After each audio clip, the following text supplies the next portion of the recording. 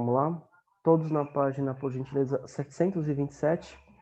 A Venezuela e a herança chavista. Os últimos dois temas da geografia da América Latina. A Venezuela possui a maior reserva mundial de petróleo e situa-se entre os maiores produtores, ou seja, quem mais tem petróleo no mundo e quem mais produz, transforma esse petróleo em gasolina e comercializa.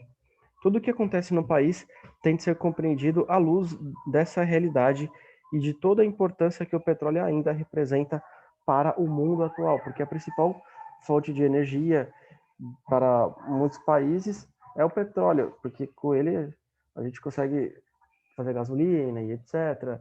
Plásticos, muitas fábricas usam. Inegavelmente, é com a figura do líder Hugo Chávez, a partir dos anos 1990, se falar em termos de história, isso é outro tempo atrás, que o país tornou-se constante nas relações internacionais. Seu estilo de fazer política reconfigurou o cenário regional latino-americano, especialmente o tom desafiador que teceu a potência estadunidense enquanto esteve à frente do poder. Virando a página, por gentileza. Hugo Chávez chegou à presidência da Venezuela em 1998. Uma vez eleito, convocou um referendo sobre as eleições constituintes, que ocorreram em 99, e redigiu uma nova Constituição. Seria como se convocasse a população para falar: sim ou não, vocês querem fazer uma nova Constituição? Sim, eu quero fazer uma nova Constituição. Não. Nesse caso, na Venezuela, o sim ganhou. Assim como esse ano, ganhou o sim no Chile. Houveram protestos, alguns violentos, e a população decidiu que queria uma nova Constituição. E aí os deputados, senadores lá vão discutir, trabalhar para elaborar essa nova Constituição. Se no Brasil ocorresse a mesma coisa, o povo ia votar. Por enquanto, segue a nossa Constituição, que é bem recente, de 1988. A Carta impôs uma série de mudanças ao país, tais como direito à reeleição presidencial, ampliação do mandato do presidente de 4 para 6 anos, convocações de novas eleições e mudança no nome do país para a República Bolivariana da Venezuela, em alusão a Simão Bolívar, que queria que os países aqui da América do Sul, da América Latina, fossem um só, que queria uma unidade, tivesse a mesma língua, tivesse os mesmos hábitos, que ele enxergava como algo unitário, digamos assim, apesar das enormes diferenças que existem aqui na América Latina. Continuando. Perdão? Mudou República Bolivariana da Venezuela. Hugo Chávez ainda ser eleito mais 3 vezes, em 2000, 2006 e 2012. Verifica-se que o líder carismático contava com forte respaldo popular, embora sob uma ferrenha oposição dos setores mais abastados, como a Fedacâmaras, sindicato patronal do país, e a mídia local. No plano internacional, Hugo Chávez teve uma série de controvérsias com os Estados Unidos, particularmente durante os governos de George W. Bush, que foi de 2000 a 2008. Em 2009, assumiu o Obama, que ficou até 2016, e aí o Trump até esse ano e as novas eleições. Estreitou os laços diplomáticos do país com Cuba, China, Rússia e Irã, numa clara demonstração de afastamento com os Estados Unidos. Entretanto, as celemas políticas em nada afetaram as firmes relações comerciais entre Venezuela e a potência estadunidense, que seguiu sendo seu principal parceiro comercial e cliente na compra de petróleo. Para se ter uma ideia, as relações entre Brasil e Venezuela em 2013 giravam em torno de 5 bilhões, enquanto a relação Venezuela e Estados Unidos, 56 bilhões, 10 vezes mais. Quando se reelegeu pela última vez, em 2012, Hugo Chávez já estava se tratando de um câncer. Venceu as eleições, mas não assumiu, pois a doença se agravava.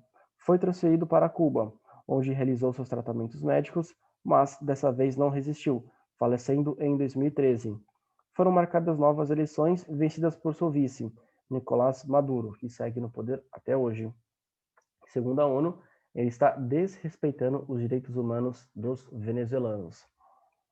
Começava uma nova era para a Venezuela, a era do chavismo sem Chávez, ou seja, continua as ideias dele de uma república bolivariana, onde o presidente é muito forte, onde um país caminha para o socialismo, com o governo interferindo muito na economia, e gerando fome, pobreza, miséria, depressão, como é normal de todo o país que tem que implementar o socialismo na prática. Atualmente, ele venceu as últimas eleições, porém há muita controvérsia, a comunidade internacional não aceita, o Brasil não aceitou, outros países não aceitaram o resultado dessas eleições, o opositor está preso, enfim. A ONU diz que Nicolás Maduro não respeita os direitos humanos. Aí você pensa, um país onde o presidente tem enorme poder, fica 6 anos, pode ficar se reelegendo, não respeita os direitos humanos. Será que ele pensa no povo ou ele quer pensar apenas no poder, no dinheiro, na riqueza? É algo para se questionar, porque na Constituição antiga o presidente não podia se reeleger. Um mandato só, 4 anos, acabou. E aí o Hugo Chávez vem e muda, pode reeleição várias vezes, tanto que ele foi eleito em 2006, 2000, 2006 e 2012, 3 vezes seguidas, no Brasil só 2. A gente tem uma comparação, sem mandato de 6 anos, 18 anos ele ficaria no poder, se eu não tivesse vindo a falecer e ficado doente, seria agora em 2018, se não fosse eleito. E aí, o cara que ele escolheu para ser o vice, que concorreu pelo partido dele, assume e desrespeita os direitos humanos, é complicado. E a gente viu outro dia, no noticiário, pouco tempo atrás, o Brasil quis doar alimento para a Venezuela, e o que o Nicolás Maduro falou, não queremos esses alimentos, se eles querem nós compramos, porque nós temos dinheiro.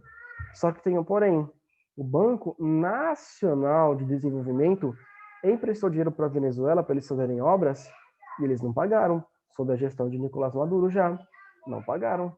Se eles têm dinheiro, por que não pagam a dívida que tem com o Brasil?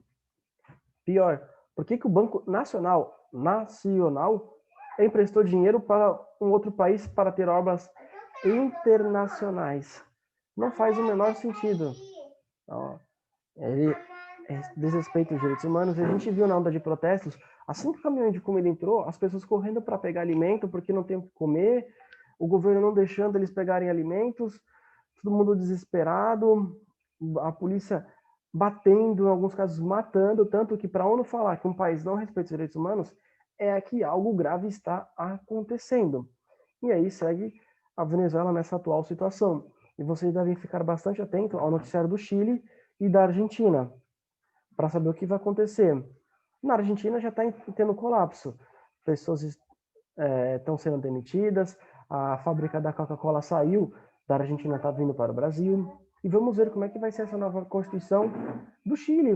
O que vai ter, o que não vai ter, quais direitos, quais deveres de cada pessoa, do governo, porque isso vai entrar para a história. Os próximos livros vão trabalhar isso. Quando eu era estudante, estávamos vivendo esse fato. Por isso que ainda não tinha isso ainda. Eu acompanhava pelo noticiário, pelo que estava acontecendo. E agora é exatamente a mesma coisa. Daqui a uns 10 anos, estarão nos próximos livros. E vocês estão vendo a história acontecer aqui bem próximo da gente. Beleza? Uhum. Continuando a leitura, enfoque.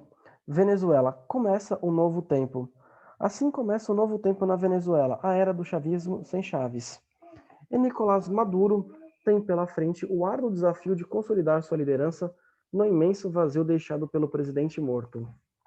Para isso, terá de buscar novos equilíbrios, conquistar lealdades, procurar um consenso delicado não apenas junto a seus pares, mas também junto à população deixada órfã. Ele terá, enfim, de fazer tudo isso num país radicalmente polarizado, com profundos problemas de violência urbana, problemas de abastecimento, problemas na economia, um país dividido entre os seguidores ardorosos de Hugo Chávez e críticos furibundos de tudo que se relaciona com sua liderança carismática e profundamente popular. E significa uma clara mostra de coesão escolhido de Chávez para seu sucessor. Significa também um fechamento de espaço para não diminuir ou ao menos suavizar a forte polarização na sociedade venezuelana. Puxa, quieto, estou trabalhando.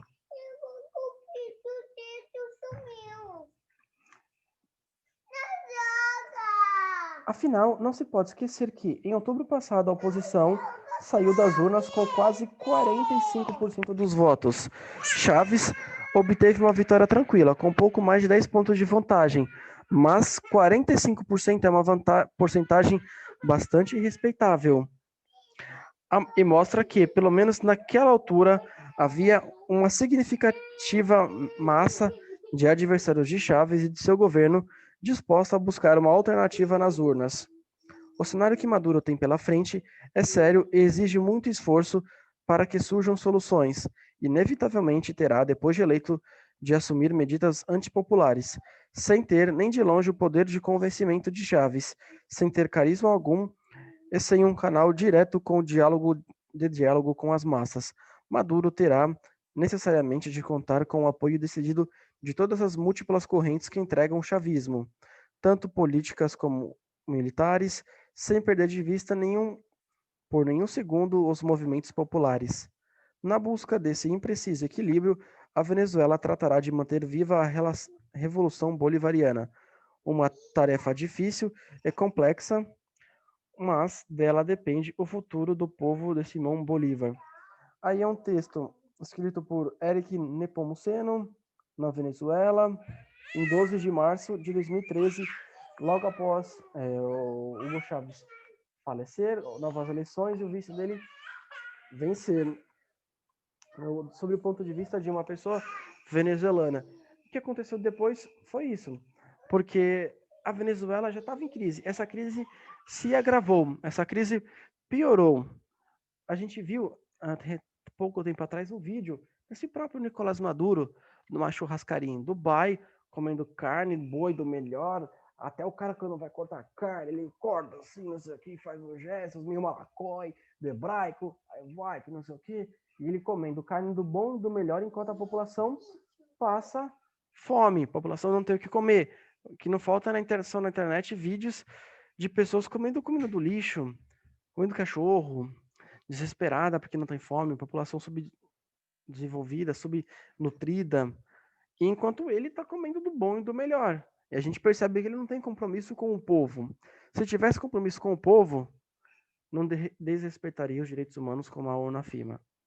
Se tivesse compromisso com o povo, já mudaria essa Constituição. Porque por mais que o povo quisesse uma nova, não é democrático você ficar tanto tempo no poder, se reeleger tantas vezes para um mandato de 6 anos, demonstra que a pessoa quer poder, não quer entrar lá para fazer bem para o povo, servir ao povo, um poder para o povo, do povo e pelo povo. Não, que se houvesse isso, não desrespeitaria os direitos humanos. Atualmente, aqui na América do Sul, só esse país está desrespeitando. Nem Brasil, nos últimos governos da Dilma, do Lula, do FHC, etc., desrespeitou os direitos humanos. Nem Chile, nem Argentina, nem Uruguai. Isso eu digo dos anos 90 para cá. Apenas a Venezuela desrespeitou os direitos humanos. Então a gente percebe que não está pensando no povo, está pensando em si, no egoísmo, em ter dinheiro, ficar rico. E a população que se lasca, ele não se importa com a população, que tenta protestar, que se manifesta, mas ele sempre reprime com muita violência. Ele tem um exército fortemente armado, bem equipado, a população não tem armas, não tem acesso a meios para se defender e fica nas mãos dele. Beleza? Colômbia, guerrilhas e narcotráfico. Para entendermos o cenário colombiano, precisamos considerar o envolvimento dos seguintes atores políticos: o governo, as guerrilhas, paramilitares e narcotráfico. O atrito entre eles mergulhou o país numa profunda e violenta instabilidade nas últimas décadas. A instabilidade colombiana remota a um passado já distante, lá nos anos 1930, quando os partidos conservador PC e liberal PL travavam ferrenha disputa se alternando no poder. Desde então, a Colômbia teve raros momentos estáveis. Assassinatos recíprocos de candidatos aos postos políticos mais importantes levaram o país a uma guerra civil. Essa crise adentrou as décadas de 30, 40 e 50. E em 58 foi assinado um acordo em que se estabeleceu uma alternância oligarca no poder entre conservadores e liberais, compondo juntamente com uma junta militar. Ao contrário de outros países sul-americanos, como Argentina, Brasil e Uruguai, a Colômbia nunca teve uma tradição de partidos socialistas ou comunistas. Essa ausência de partidos populares acabou por conduzir, paradoxalmente, o surgimento de bandoleiros locais e uma espécie de banditismo social, uma forma espontânea e anárquica de demonstrar a insatisfação do povo. Tal cenário agravava o já confuso quadro político, porque na teoria os socialistas, comunistas querem um governo do povo, uma revolução feita pelo povo, contra as elites poderosas e predominantes, contra o estamento burocrático, que é tudo que já existe na sociedade e prejudica o povo. Isso na teoria, se você tem um partido que defende essa teoria, tem esse estatuto, essas regras, naturalmente que pessoas vão adentrar e apoiar, porque isso é na teoria, e nunca teve isso na Colômbia. É nesse cenário que surge, em 1964, as Forças Armadas Revolucionárias da Colômbia, FARC, peça-chave nos acontecimentos políticos do país na segunda metade do século XX. Configurou-se como uma nova opção política, mas não pela via partidária, e sim pela luta armada, por meio de uma guerrilha organizada nas áreas rurais. As FARC tinham uma bandeira política clara para a Colômbia: instaurar uma república marxista nos moldes cubanos. Eram tempos de Guerra Fria e tal surgimento tem de ser analisado sob esse prisma. Nesse período surgiram outras duas facções de luta armada: Exército de Libertação Nacional, ELN, de inspiração guevarista de Che Guevara, também socialista, e o Exército Popular de Libertação, ELP, de inspiração maoísta de Mao Tse-tung, que era o líder da China, que fez o grande salto para frente, provocou milhões de mortes, também socialista. Eram três grupos, só que um grupo dizia: não, a minha visão é a visão correta porque eu sigo Karl Marx. Não, a minha visão é correta porque eu sigo a visão de Che Guevara. Não, a minha visão é correta porque eu sigo a visão de Mao Tse-tung. Tanto que a China e a Rússia ficaram meio que brigadas, romperam nas relações diplomáticas no século XX, porque cada um achava que tinha de fato o verdadeiro socialismo. Então, eram diferentes visões do socialismo, cada um achando que de fato entraria, governaria e faria o melhor pelo povo. O cenário fica ainda mais nebuloso quando, nos anos 70, instalou-se na Colômbia algum dos mais importantes cartéis da droga, transformando o país no maior produtor mundial de cocaína. Beneficiando-se do tradicional cultivo da coca na região andina, seu refino tornou-se um negócio lucrativo para as quadrilhas internacionais que focam no mercado consumidor de drogas do mundo, no maior mercado consumidor de drogas do mundo, os Estados Unidos. Os cartéis das cidades de Cali e Medellín tornam-se poderosos. A ONU estima em muitos bilhões de dólares os negócios movimentados pelo narcotráfico em todo o mundo, os chamados narcodólares. A Colômbia é presença marcante nesse cenário. O espectro geopolítico colombiano tornou-se cada vez mais confuso. Em determinado momento, pairou sobre as guerrilhas a acusação de que, para conseguir fundos para patrocinar sua luta armada, elas passaram a vender serviços de proteção para que os traficantes pudessem escoar a produção de droga. Patrocinada por fazendeiros locais, surge uma alternativa armada para se contrapor às guerrilhas de esquerda. Paramilitares das Autodefesas Unidas da Colômbia, AUC, organização de extrema-direita. Não são poucas denúncias de que o próprio exército colombiano, e por vezes até membros do governo, contribuiu para o crescimento desse grupo, uma vez que o propósito era o mesmo: atacar as guerrilhas de esquerda, uma espécie de força paralela para atuação conjunta, daí a expressão paramilitares, porque não eram os militares oficiais, mas sim grupos que se uniam para combater quem estava praticando a violência. Porque por mais que eles defendessem, na teoria, ideias que seria de igualdade, fraternidade, etc., estavam praticando crimes. Era uma luta armada, eles pegavam em armas, tinham apoio do tráfico.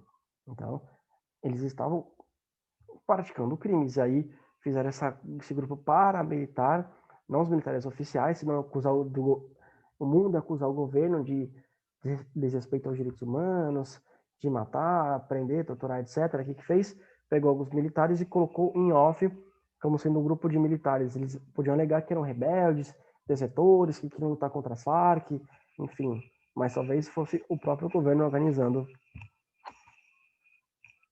uma espécie de força paralela para a atuação conjunta da expressão paramilitares. As relações entre a AUC e o narcotráfico igualmente são fortíssimas.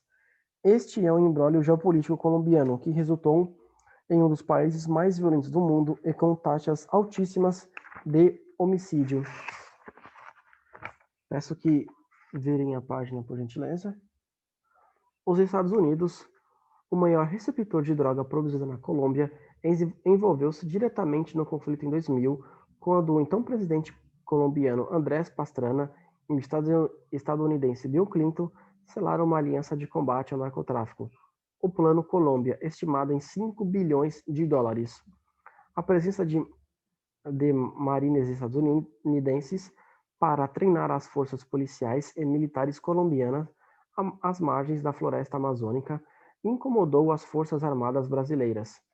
Não são poucos analistas que denunciaram ser mera fachada o interesse dos Estados Unidos no combate ao narcotráfico. A verdadeira razão seria bem outra: a instalação de bases próximas à estratégica região amazônica. E aí temos o mapa aqui em cima, a gente já vai dar uma analisada.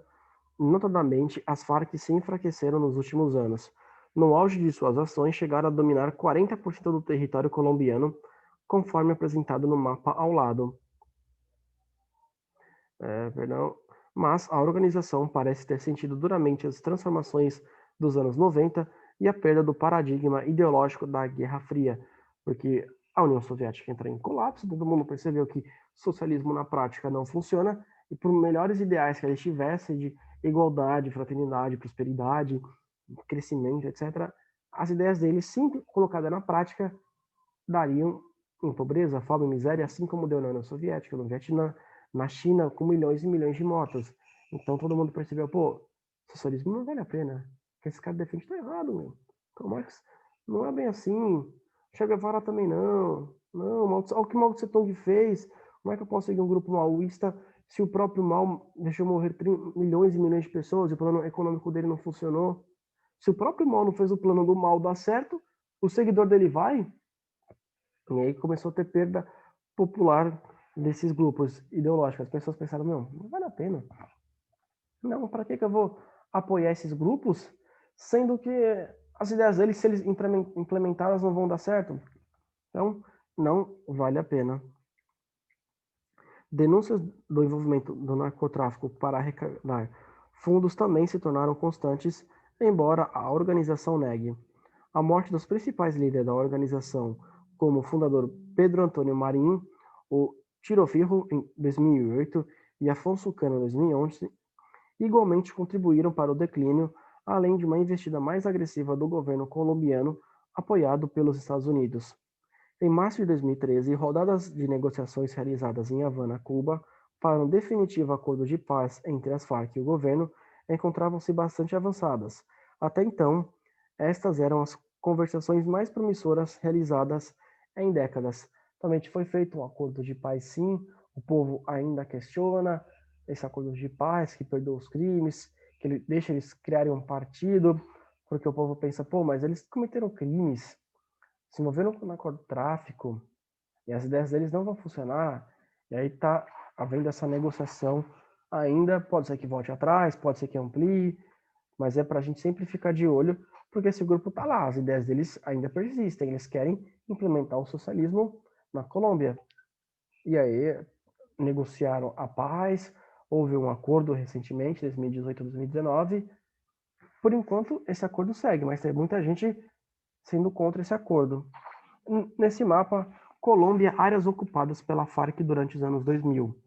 Mapa da Colômbia, onde está de verde a atuação das Farc. Onde tem uma estrela grande é base americana, em próximo Bogotá, Pacalanqueiro, Marambo, Cartagena, e aí Larândia. Oficialmente não tem nenhuma próxima do Brasil, mas também pode ser que houvesse, eles não divulgaram. E a capital federal, Bogotá, e onde está verde é a área dominada pelas Farc, que dominavam uma região grande, quase metade do território. 7h39, vamos ver a última parte da aula de hoje, América Latina. Alguma dúvida por enquanto?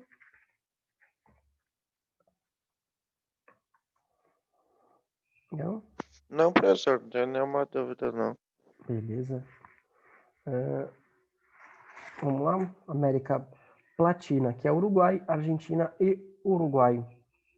Porque tem características em comum, clima, relevo, tradições, festas, etc. podemos subdividir o continente sul-americano em 4 partes. América Andina, que é aquela parte onde passa a Cordilheira dos Andes, América Latina, Argentina, Paraguai e Uruguai, Guianas e o Brasil. Guiana Francesa, Guiana, Suriname, que não tem a Cordilheira dos Andes, não tem as mesmas tradições na América Latina e é diferente do Brasil em muitos aspectos. O subconjunto regional da América Latina é constituído por Argentina, Uruguai e Paraguai. O traço comum desses 3 países é a bacia hidrográfica do Rio Prata, Platina. Sobre esse aspecto, o Brasil também pode parcialmente ser considerado platino, pois boa parte do seu território está circuncisado a essa bacia hidrográfica. Contudo, devido às suas dimensões territoriais e além de platino ser igualmente amazônico e atlântico, o Brasil forma uma unidade à parte nessa subdivisão sul-americana. Além do que, por mais que as tradições, hábitos, festas do povo do Rio Grande do Sul se pareçam com a desses países, aqui em São Paulo são outras, no Rio de Janeiro outra, no Centro-Oeste outra, no Norte e Nordeste outras.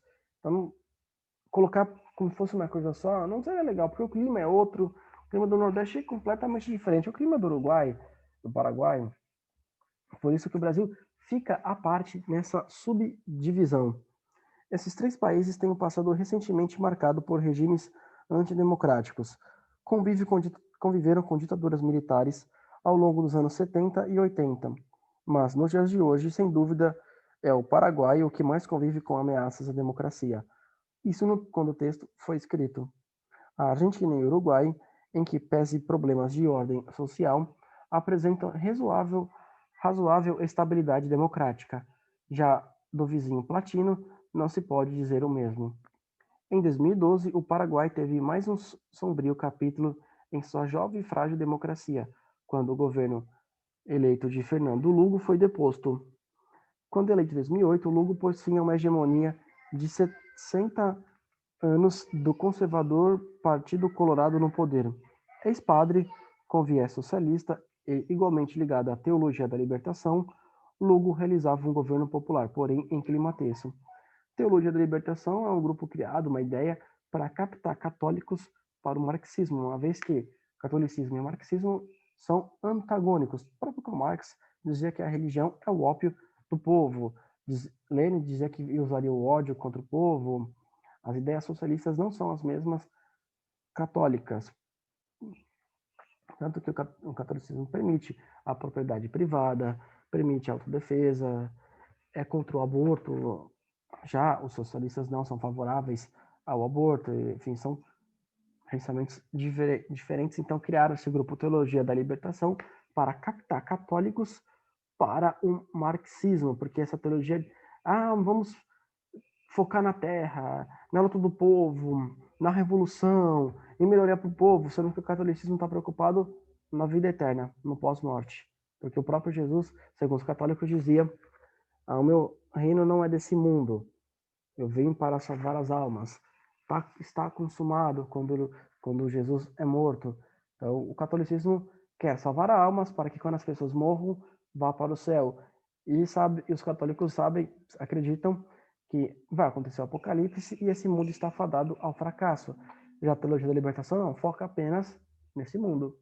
Não se preocupa em salvar almas, com as almas no purgatório, a alma no inferno. Está focado nesse mundo, na revolução socialista. O Congresso Paraguaio era de maioria oposicionista e dominado por latifundiários incomodados com a política agrária do presidente, que apoiava o pequeno grupo camponês e pressionava o latifúndio que caracterizava esse país platino. O Paraguai apresenta uma das piores distribuições de terras em todo o mundo. 80% das terras, ocupando 80% dos camponeses, ocupando 6% das terras, ou seja, 80% de quem é camponês, quem trabalha com isso, vai ocupar uma faixa de 6% de todo o território paraguaio, que é um país pequeno. Enquanto o agronegócio de soja e gado dominam a maior parte. Logo, o núcleo do conflito assenta-se na questão da terra. Nos últimos anos, o agronegócio esteve em crescimento no Paraguai e, à medida que a soja se expandia, os pequenos camponeses eram expulsos de suas terras, engrossando o número de miseráveis nas cidades. Lugo foi eleito em meio à tensão social exatamente para frear esse processo. Uma polêmica lei aprovada pelo ex-presidente que proibia a venda de terras no raio inferior a 50 quilômetros da fronteira paraguaia e nacionalizava em nome da segurança e soberania do país, levou ao aumento da tensão e foi um mote para uma votação em prazo recorde, 24 horas, e instituir um impeachment a ele. Ou seja, acreditaram que o que ele fez era inconstitucional, que era algo fora da lei, e aí o Congresso foi e tirou ele do poder. O impeachment foi, na realidade, um golpe disfarçado, e assim entenderam, inclusive, muitos líderes latino-americanos que não reconheceram o novo governo de Frederico Franco. O Paraguai foi imediatamente suspenso do Mercosul, fato que levou à entrada na Venezuela, pois era exatamente o Congresso paraguaio que barrava a entrada do país andino no bloco. Com exceção da Colômbia, os demais países latino-americanos condenaram a destituição. A Comissão Interamericana de Direitos Humanos, atrelada à OEA, afirmou em documento: é uma paródia da justiça e um atropelamento do Estado de Direito remover um presidente em 24 horas sem garantias para se defender. O Brasil viu-se em uma desconfortável situação, pois ao mesmo tempo que condenou o golpe e deu apoio a Lugo, a política do Estado brasileiro defendeu os brasiguaios, agricultores brasileiros no Paraguai, que estavam envolvidos na questão e contrários à política agrária de Lugo, reconheceram imediatamente o novo governo. E aí aquela coisa, né?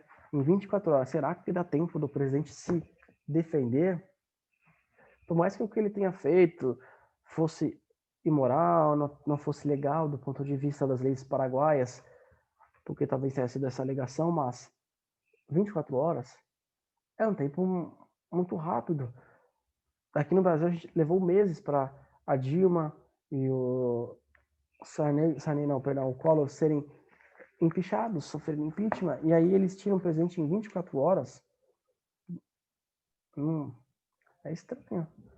Normalmente se espera meses, ou pelo menos algumas semanas, debates, sessões, um tempo para ele preparar a defesa. A acusação é essa. Você tem alguns dias para preparar a defesa. E aí vai para o Senado. Aí tem uma sabatina. Aí vai para a Câmara. Tem uma sabatina. Aí depois outra sabatina. Enfim. Aí vai para o Judiciário para tentar se defender. E aí, em 24 horas. Então, meio que colocaram isso para falar que queriam tirar e deram, assim, um golpe. Por mais que colocam um golpe entre aspas, porque é que eu não sei a Constituição paraguaia, mas talvez o que esse presidente fez fosse legal. Só que alguém fez algo legal e você, para tirar, faz outra coisa ilegal. E aí, porém, a Venezuela entrou, mas logo saiu também, porque ela desrespeitou os direitos humanos. Enquanto o Paraguai, essa questão de apenas não cumprir uma formalidade, questionar a moralidade, a Venezuela foi muito pior, porque a Venezuela desrespeitou os direitos humanos. É que quando esse texto foi feito, isso não havia acontecido. Último textinho, Geografia na Arte. Essa escultura à mão de Oscar Niemeyer, um dos mais respeitados arquitetos dos tempos, fica exposta no Saguão Memorial da América Latina em São Paulo. A cartografia artística em baixo relevo utilizada por Niemeyer representa a América Latina. Traz no vermelho o sangue a escorrer de um passado da exploração colonial. A palma da mão estendida significa união, solidariedade e esperança aos povos latino-americanos. Uma palma aberta para acolher os povos irmãos, nos dizeres do arquiteto. Suor, sangue e pobreza marcaram a história desta América Latina, tão desarticulada e oprimida. Agora urge reajustá-la no modo intocável, capaz de fazê-la independente e feliz. Aí pergunta, eu quero que vocês respondam essas perguntas. Eu quero que vocês respondam essas perguntas. Qual a interpretação de Niemeyer? Perdão, qual sua interpretação da afirmação de Niemeyer? Aí vocês vão pegar os dizeres de Niemeyer e da imagem. Você concorda com o que afirma o arquiteto? Existem questões na América Latina tentativas em rumar na contramão do que ele afirma ser tão desarticulada e oprimida. Eu quero que vocês respondam essas questões por gentileza. Aham. E na outra página, eu quero que vocês respondam por gentileza, revisando. São 5 perguntinhas. E aí, atividade em grupo não precisa fazer.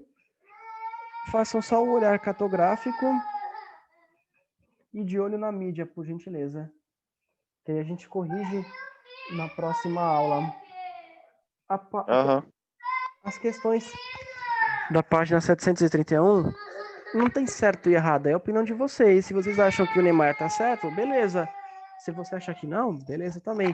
Quando é questão de opinião, o que o aluno colocar, tá certo, porque é a opinião dele. E a gente tem que respeitar. Você pode ter uma opinião diferente da minha, da do Alan. O Murilo vai ter uma opinião diferente do Alan, da colega. Enfim, cada um vai ter a sua interpretação da afirmação de Niemeyer e da própria imagem. Então não tem certo e errado. Você concorda com o que afirma o arquiteto? Se vocês falarem sim, tá certo. Falar não, tá certo. Não sei, não ter opinião formada, tá certo também. Porque de repente é um assunto tão complexo que a gente não tem uma opinião formada. A gente precisa de mais estudos, mais leitura para poder ter uma opinião. E aí pergunta se existe na América Latina tentativas de rumar na contramão do que Niemeyer afirma ser desarticulada e oprimida. Aí se você falar sim, não, beleza, também tá certo. Revisando, tem algumas perguntas.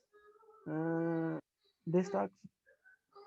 Pede para descrever os principais aspectos que assemelham os países da América Central e da Andina. Depois, de olho na mídia, para vocês lerem o textinho.